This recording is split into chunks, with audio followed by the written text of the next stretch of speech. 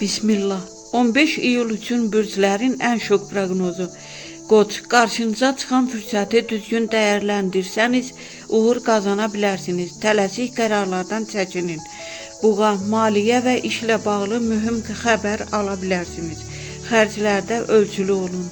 Əkidlər, ünsiyyət bacarığınız sayəsində çətin məsələləri həll edəcəksiniz. Yeni tanışlıqlar faydalı olacaq.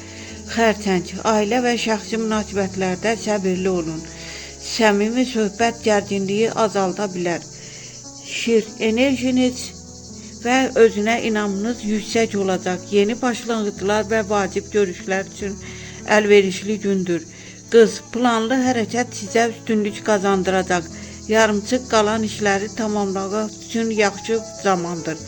Tərəzi, sevgi və dostluq münasibətlərində xoş dəyişikliklər mümkündür. Gözlənilməz dəstək ala bilərsiniz.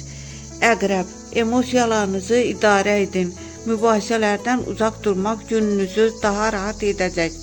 Oxatan, səfər, təhsil və yeni layihələr üçün uğurlu gündür.